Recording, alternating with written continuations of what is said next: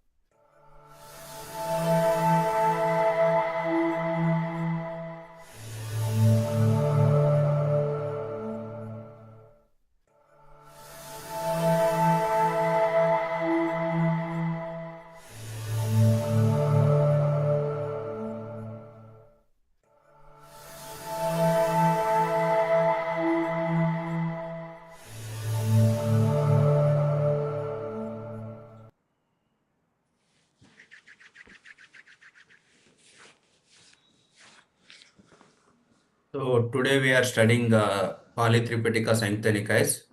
So we will proceed to today's sutra learnings. Dhruv, I hand over to you. Thank Yeah, you. Yeah. thank you, Venki. Yes. I'll start with the reading. Yeah. Uh, Please. yes. So we are doing the Pali Tipitaka as it is Sanyutta Nikaya. Pali to English translation was done by the SIF Translation Department under the guidance of Dhyanacharya Nagajiva, also are known as Dattuk Dr. Lim Syogen. Continuing, we have Sanyutta Nikaya, linked discourses, connected discourses on the six sense basis, the second 50. We have the Salavagga, which is 10 sixes. Okay. SN 35.94 untamed, unguarded. At Savati, because these six bases of Fasa contact, when untamed, unguarded, unprotected, and unrestrained, become bearers of suffering. With six, the I, because as a base of contact, when untamed, unguarded, unprotected, and unrestrained, becomes a bearer of suffering. Because the tongue as a sense base, when untrained, unguarded, unprotected, and unrestrained, leads to suffering. Because the mind as a sense base, when untrained, unguarded, unprotected, and unrestrained, leads to suffering. These bhikkhus are the six bases of contact that one, when untamed, unguarded, unprotected, and unrestrained, becomes bearers of suffering. Because these six bases of contact, when well tamed, well guarded, well protected, and well restrained, become bearers of happiness. With six, the I, because as a base of contact, when well tamed, well guarded, well protected, and well restrained, becomes a bearer of happiness. Because the tongue, as a sense base, when well trained, well guarded, well protected, and well restrained, leads to happiness. Because the mind as a sense base, when well trained, well guarded, well protected, and well restrained, leads to happiness. These bhikkhus are the six bases of contact that when well tamed, well guarded, and well protected, and well restrained, becomes bearers of happiness. This is what the Bhagavad said. The teacher further said, these six sense bases, because when unrestrained, one incurs suffering.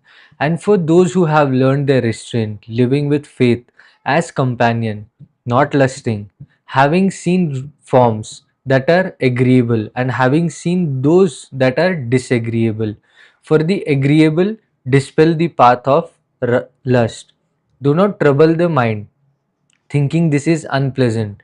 Having heard a sound, whether pleasing or unpleasing, one should not be infatuated with the pleasing sound, and having heard the unpleasing, one should dispel aversion, nor should the mind be corrupted, thinking, "This is unpleasant to me."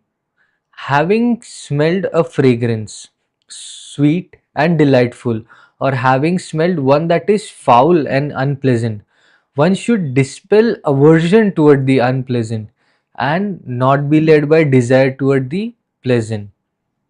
Having tasted a flavor delicious and having tasted one that is not delicious, let one consume the delicious flavor without longing and not disparage when encountering the repulsive.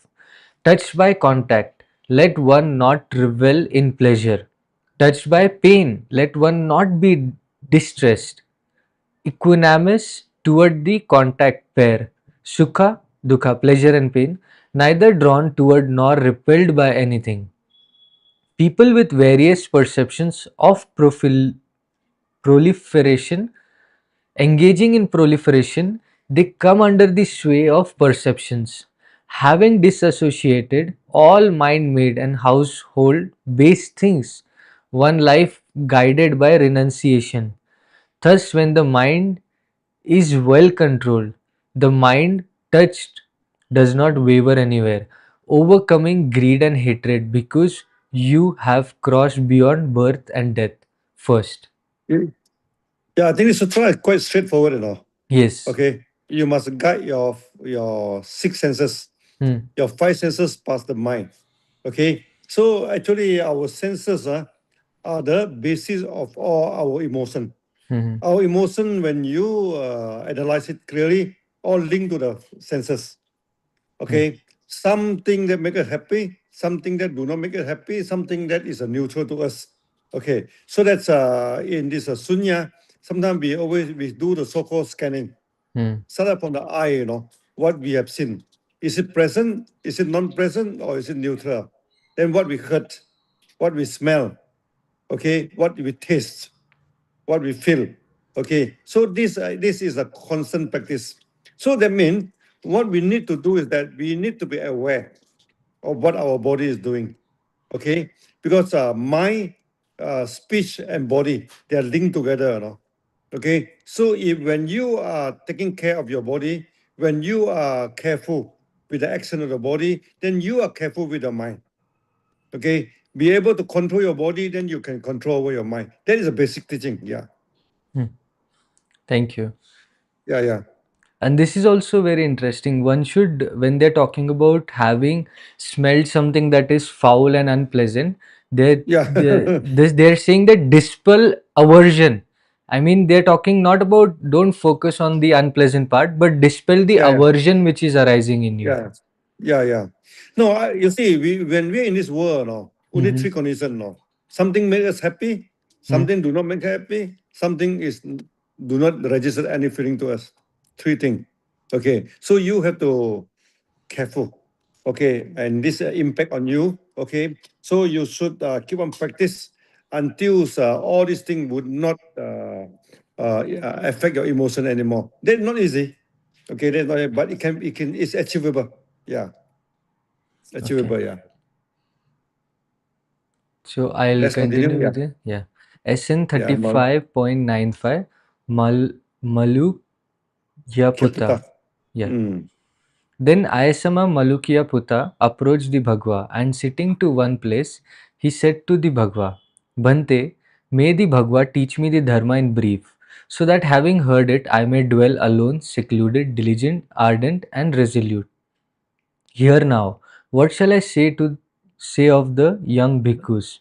For look at you, Maluk Malukyaputta Bhikkhu, Yeah. you are old, aged, advanced in years, having reached the end of your life, and yet you ask for a brief instruction. Indeed, Bhante, I am old, aged, advanced in years, having reached the end of my life. Let the Bhagwan teach me the Dharma in brief. Let the Sugata teach me the Dharma in brief. Perhaps I may understand the meaning of Bhagwan's words. Perhaps I may become an heir to the Bhagwan's teaching. What do you think, Malukyaputa? As to those forms cognizable by the eye, which you have not seen and never saw before, which you do not see now and which you would not see, do you have any desire, lust, or affection for them? No, Bhante.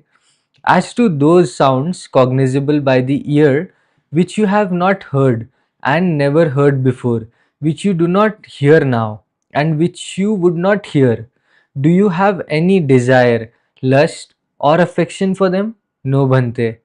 Are there any smell cognizable by the nose that you have not smelled, never smelled before, do not smell, and will never smell? Is there any desire or lust or affection for them in you? No, Bhante. Are there any taste cognizable by the tongue that you have not tasted, never tasted before, do not taste, and will never taste? Is there any desire, lust, or affection for them in you? No, Bhante. Are there any tactile objects cognizable by the kaya body that you have not touched, never touched before, do not touch, and will never touch? Is there any desire, lust, or affection for them in you? No, Bhante. Are there any mental objects cognizable by the mind that you have not cognized, never cognized before, do not cognize, and will never cognize? Is there any desire, lust, or affection for them in you? No, Bhante. Then Malukya Puta, regarding things seen, heard, sensed, and cognized. In the seen, there will be merely the seen. In the heard, merely the heard. In the sensed, merely the sensed. In the cognized, merely the cognized. When Malukya Puta, in regard to things seen, heard, sensed, and cognized, in the seen there will be merely the seen. In the heard, merely the heard. In the sensed, merely the sensed. And in the cognized, merely the cognized. Then you will not be by that. When you are not by that, then you will not be therein. When you are not therein, then you will be neither here nor beyond nor in between. This itself is the end of suffering. Bhante, I understand in detail the meaning of what the Bhagava has said in brief. Having seen a form with awareness lost, dwelling on the pleasing sign, with a mind bound by craving, one feels and clings to it. For them, feelings multiply. Many arising from longing and irritation torment the mind. Thus, suffering accumulates. Nibbana is said to be far away. Having heard a sound with awareness lost, dwelling on the pleasing sign, with a mind bound by craving, one feels and clings to it. For them, feelings multiply, many arising from sound, longing, and irritation, torment the mind. Thus, suffering accumulates. Nibbana is said to be far away. Having smelled a smell with awareness lost, dwelling on the pleasing sign, with a mind bound by craving, one feels and clings to it. For them, feelings multiply, many arising from smell, longing, and irritation, torment the mind. Thus, suffering accumulates. Nibbana is said to be far away. Having tasted a rasa, having tasted a taste with awareness lost, dwelling on the pleasing sign, with a mind bound by craving, one feels and clings to it. For them, feelings multiply, many arising from taste, longing, and irritation, torment the mind. Thus, suffering accumulates. Nibbana is said to be far away. Having touched a tangible with awareness lost, dwelling on the pleasing sign, with a mind bound by craving, one feels and clings to it. For them, feelings multiply, many arising from contact, longing, and irritation, torment the mind. Thus, suffering accumulates. Nibbana is said to be far away. Having cognized a mental object with awareness lost, dwelling on the pleasing sign, with a mind bound by craving, one feels and clings to it. For them, feelings multiply, many arising from mental phenomena, Longing and irritation torment the mind. Thus, suffering accumulates. Nibbana is said to be far away. He does not cling to forms, having seen form with awareness, with a mind free from attachment. He experiences and does not linger, obsessing over it. As he observes form and as he encounters feeling, it diminishes, not accumulating. Thus, he dwells aware. For one who wears away suffering, thus Nibbana is said to be nearby. He does not cling to sounds, having heard sound with awareness, with a mind free from attachment. He experiences and does not linger obsessing over it. As he hears sound and as he encounters feeling, it diminishes, not accumulating. Thus he dwells aware. For one who wears away suffering, thus, Nibbana is said to be nearby. He does not cling to smells. Having smelled the scent with awareness, with a mind free from attachment, he experiences and does not linger obsessing over it. As he inhales the smell and as he encounters feeling, it diminishes, not accumulating. Thus, he dwells aware. For one who wears away suffering, thus Nibbana is said to be nearby. He does not cling to tastes. Having tasted with awareness, with a mind free from attachment, he experiences and does not linger obsessing over it. As he savors the taste and as he encounters feeling, it diminishes, not accumulating. Thus he dwells aware. For one who wears away suffering, thus Nibbana is said to be nearby. He does not delight in contacts. Having touched contact fully aware with a detached mind, he feels it and he does not cling to it. As he experiences contact and as he encounters feeling, it diminishes, not accumulating. Thus he dwells aware. For one who wears away suffering, thus Nibbana is said to be nearby. He does not cling to Manadhamma. Having known Manadhamma with awareness, with a mind free from attachment, he experiences and does not linger obsessing over it. As he cognizes Manadhamma, which is, I think, the mental objects, as he encounters feeling, it diminishes, not accumulating. Thus, he dwells aware. For one who wears away suffering, thus Nibbana is said to be nearby. Indeed, Bhante, I understand in detail the meaning of this brief statement spoken by the Bhagwan as follow. Good, Malukya Putta. It is good that you understand in detail the meaning of what I spoke concisely. Doctor, I shall continue. Yeah, continue. Yeah, it's almost finished. Yeah. Yeah. Having seen form, but with awareness lost, taking up a pleasing sign in the mind, one whose mind is entangled experiences it and clings to it obsessively. For him, feeling multiplies, numerous, arising from forms. Both craving and distress assail his mind. Thus, for one who accumulates suffering, Nibbana is said to be far. He does not cling to Dhamma, having known Dhamma with awareness, with a detached mind he experiences and does not linger grasping at it. As he clearly comprehends Dhamma and as he encounters feeling, defilements waste away without accumulating. Thus he dwells fully aware. For one who wears away suffering, thus Nibbana is said to be near. Thus, Malukyaputta should be understood in detail the meaning of what I spoke concisely.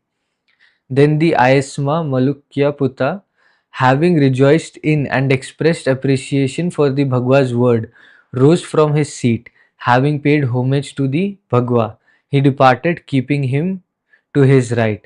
Then the Ayasma Malukyaputta, dwelling alone, withdrawn, diligent, ardent, and resolute, before long realized that unsurpassed goal for which clansmen rightly go forth from the household life into homelessness. That supreme conclusion of the Brahmacharya, having realized it for himself in this very life through direct knowledge, attained it and dwelt therein. Destroyed is rebirth, lived is the Brahmacharya, done is what was to be done. There is no more of this state of being. And then the Ayasma Malukya Puta became one of the Arhata, second. Yeah. This is a long sutra, a Yes. very nice one. Okay. Now, actually, there's a keyword of awareness. Hmm. You need to aware. So actually, in Sunya, sometimes we say that you look at yourself at the third person. Okay. If a person that has nothing to do with anything, just look at it. Okay. Then in Zen, sometimes we say that you imagine that you are the mirror.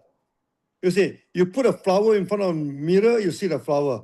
You take away, and then no more flower. Okay, so that you just respond to what is in your environment. Okay, so the feeling coming in, I'll say, oh, this is the feeling. Oh, this is a good feeling. Oh, this is the bad feeling. Oh, this is a neutral feeling. So when you keep on discerning this way, keep on classify this thing, then more and more you have more control, over your emotion. Okay, so and how do you know that you are near or far from Nirvana? Okay, so normally we compare ourselves with the Panchasila. Okay, how far are you from the precept now? So are you observe it strictly? If you can observe it very strictly, that means you are near. Okay, and you keep on breaking it. Sorry, then you are far from it. You know, no, you do not need a guru to teach you where is your this thing. That's why in Sunya, by observing our breathing, you know. So when your breathing becomes soft, become lengthy, become long, that means you are already in deep in the focus, no, in samadhi. Okay, so if your breathing is coarse, your breathing is disturbed, no, that means you are far from it. So that's why as brahmacharin, okay, as the one who practice, no, you yourself should be able to check your own progress. You do not need a teacher, no, to what they call to check on you, because the Buddha has set up all the rules, no. Okay, so you compare yourself with all the ruling. How far you conform yourself with it? The more you conform yourself with it, the nearer you are to the nirvana. The further away from it, that mean you still have to put in a lot of effort, Okay, this is how self-realize. Amazing. So the parameters are clearly mentioned that first your Panchashila, and then when you practice, how's your breath? Yeah, actually, many of the practice of Buddha, you can be self-realized, like our reverse counting. Okay. Yeah. You yourself check, whether you count or not. You do not need a teacher to come and supervise over you. From there, you know whether your mind is serene or not serene, whether your mind is focused or not focused. That is the actual teaching of Buddha. Okay. Nowadays, many meditation school they devise a lot of funny practice, which we never found it in the sutra. We ask a basic question, can it be self-weakness or not? Okay. At one time, I met one Tibetan monk. Okay. Then he told me reverse counting is too simple, Okay. So that the monk may not too simple, I told him, Mister, what do you mean by simple, Okay. Can you count 100 count or not? And he practiced, and he failed. He cannot count 100 counts. And he's a very great teacher, Okay. Then I told him, whatever you practice, you should be self-witness. Self-witness, you don't need a guru, to check on you. That is the good part of the teaching of Buddha. You yourself can know. Now check your body action with the Panchasila. How far are you from the Sila? The further away you're in, the further away you're from the Arhat. Nirvana. As simple as that. Then you see the Heart Sutra. See, by cling to nothing, then you have no fear, you have no worry. Okay? Then you don't have any illusion. You see things clearly. Then you can enlightenment. Okay? So then you can check, Okay? Do you have any worry? Do you have any fear? If you still have a lot of worry, you have a lot of fear, then you're very far from Nirvana, Okay? so actually, this is the right teaching, This is the centerpiece of teaching. You yourself should be self-contained, self-checking, Okay, so what the Buddha taught, you can check it on yourself. That is the right teaching. Yes. Then nowadays many medicine school, they ask you to gaze at the candle, okay, focus on the candle. They ask you to imagine the light, okay, the light if we put into the Flower. focus, then that light enter into between your this thing, enter your body. Then from where is this teaching coming from? No, then you are hallucinating, You're sitting there, keep on imagining, Then when a person is hallucinating, he doesn't know. Hmm. Tibetan monk he say, how do you practice? He say he asked the student to focus on Buddha, image of Buddha. I say, how do you know he's focused on Buddha or he's daydreaming? He doesn't know. And the student himself also doesn't know. No. He asked him, to focus on Buddha. He sit there, he go to sleep. No. Nobody know. Nobody know. Many people, very good. They can sleep when sitting. Yeah. You Sometimes have seen. when you're in a classroom, when you're in a classroom, you're looking at the board, but you are already gone somewhere else. Yeah, your mind already somewhere else. Okay. No. This. So the practice should be self-realized. Okay. You should practice the practice that you yourself can check on your own progress, just like the sunya. By checking your own breathing, you know how far you go. You do not need a guru or teacher to check on you. You yourself can check by observing your breathing. You yourself can check. There's a beautiful part of the teaching of the Yes. sunya. Yes. Yeah. Very beautiful. Yeah. We'll continue. We have some time. We'll take Yeah. Any one. question? I'll check whether Yeah. is there any Is questions? there any question, Ajay? No question. No, because this Nikaya and also this Agamas, they are quite a simple this thing, So normally people don't have much No, what do you no. call? They don't have much question about that. Okay. Yes. So we have about 50 minutes, Yeah. Okay. Now maybe we have some general discussion about Sunya. Yes.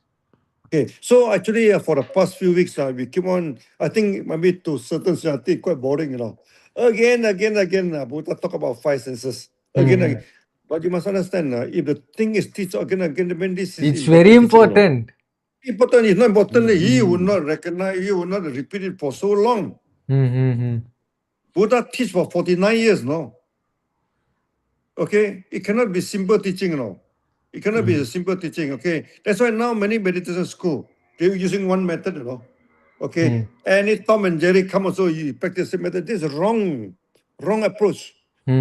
Different people may need different technique, Yes. to start. So actually, our reverse counting 100 count. Many people they cannot count for 100 count. We have seen many, even those are 20-year, 30-year meditator, they fail. But my friend about 30 years, he practiced the so-called vipassana. Oh. I tell him, are you sure it's vipassana? You call it vipassana, no? I look at it differently, Okay, they imagine, they sit there, they imagine they're in a garden, they imagine they're at the seaside, they're listening to the wave, they relax themselves. I said, this is not meditation. They're daydreaming. Imagination. Fantasy, you go into the fantasy, Nah. Then when you do business, when you this thing, then when the reality strike on, hey, my goodness, what you practice and what you face is different thing, Yes. Last time also, many people talk about metta, loving kindness. Mm-hmm. You don't practice on loving kindness, no. Loving kindness is an inborn, It should be naturally. This thing, don't practice, no. Not forced. Not to force. Last time also in Malaysia, there's one lady lecturer. He keep on promoting metta, Then one day he jumped down from the high building and committed suicide, Why?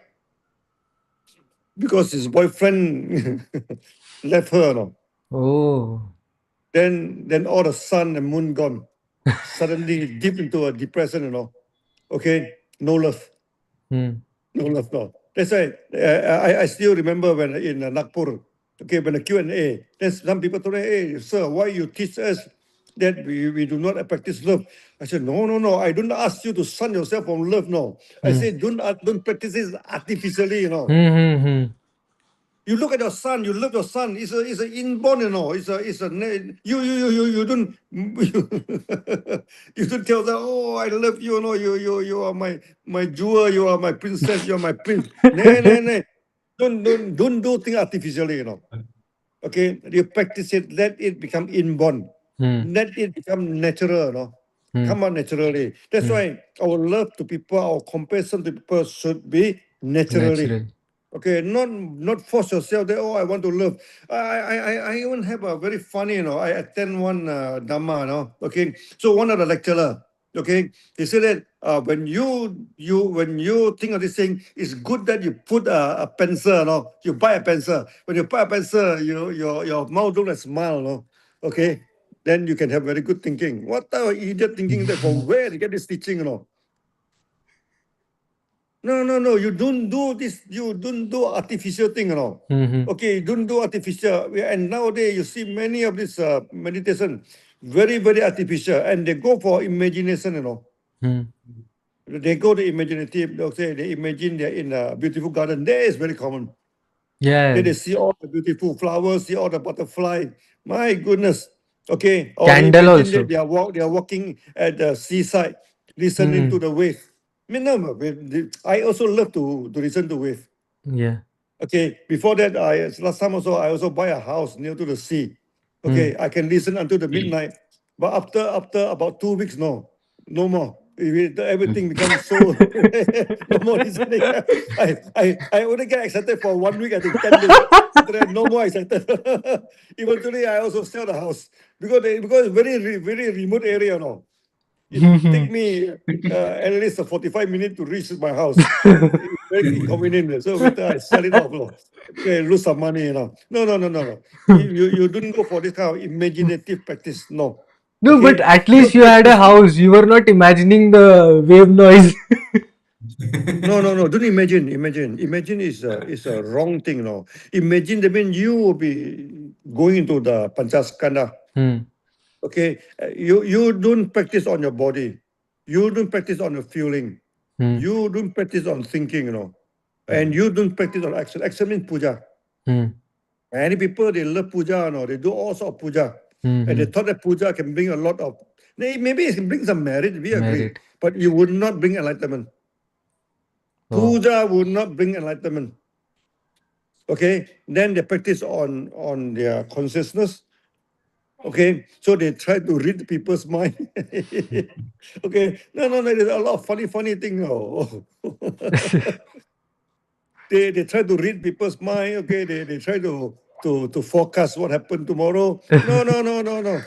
All these are wrong practice. No. Okay, so you go for reverse counting. Okay, you go for samadhi. You make your mind. Okay, then you're no longer attached to this world. Okay, so one day when you say bye-bye to this world, you need not come back. Okay, then you can go to supreme abode of God. Okay, or you can go to the green land of Buddha. Up to you. Okay, in Sunya, we don't deal with people's Beliefs. afterlife, no? Okay, the belief, no? What they wanted to go is nothing to do with us. Okay, even Buddha himself also said many times, no, he do not deal with people's afterlife. Yeah, he also do not deal with people's belief. Nowadays, a lot of people, they say that Buddha are atheists. They say Buddha do not believe in God. No, Buddha not concerned with God. Not concerned and not believe are two different things, Yeah. We say we are not concerned with money. Doesn't mean that we doesn't want money, You do not want money. You throw away all your money, they throw to the sea. You do not want money. Okay? Or you are not concerned with that. We are not concerned, but we need money, Yes. How can you survive without money? You need to pay rental, you need to pay the mortgage, you need to buy the food, You everything also is money. Okay, so we always have joke, Someone say, not everything is money, money is not everything. But the problem is that everything is money. That's the main Yeah. problem. Everything comes from money. That's the joke, So you better make enough money for your family, You better Yeah. make enough. It doesn't mean that, we are not concerned with money, then you throw away the money. Because they become the nihilists. Do not become nihilist. Nihilist then empty. So that in the Diamond Sutra, Dhammapada, the what they call the Buddha asked Subhuti, can you look at Buddha through the 32 sign? Then he said, yes, can look through the 32 sign. Then the Chakravarti also Buddha. Oh, so no. I cannot look through Buddha. Then Buddha asked again, when someone achieve Buddha, does he have 32 sign or not? Yes. Buddha said, no. See, he have 32 sign. He has. Definitely have 32 sign. You don't say they do not have 32 sign. Then when you do say that to sign, then people become nihilists now. You become nothing. No. You have good sign. Okay. When you practice good also, you look good, your complexion is good. Okay. But that is not the aims of practice now. But of course, look at people's face. You know whether he practice sunya or not. Look at his eyes. You know. Okay. You look at those Mahaguru in India. They have all the confused eye, all this dreamy eye, And how can they become a guru? I'm wondering, Okay. And many of them, when they're old, they see all sort of funny. They see a lot of bad sign and they're yelling, shouting, yelling at the middle of the night, and some of them commit suicide. Because they practice the wrong teaching, practice wrong teaching, and they pluck something from the air, simply teach, That's why now we go to the sutra. Of course, sometimes it's a little bit boring, Again and again, I come at this thing. But you must understand that this must be important. Of course. If not important, Buddha would not give your five senses, Can you control over your five senses? If you cannot control over your five senses, finish. There's no progress now. Okay. So if there's no question, I think we take some rest. Yes. Yes. Yeah. Then after maybe then we go for the Sanghanun. Yeah. Yeah. No, there are. Sanghanun mean the treaty on the harmful disease, no? Okay. Harmful disease. So we see you again. Yeah. Thank you so much, Okay. Dr. Lim. Bye. Yeah, see you again. Yeah. Over bye-bye, to you, bye-bye. Venki. Bye. Yeah, that was a great teaching by Dr. Lim today. And thank you so much, Dhruv, for the wonderful discussion with Dr. Lim. And this is, we come to the end of today's session. And thank you, everyone. Thank you so much. Bye bye. We'll meet.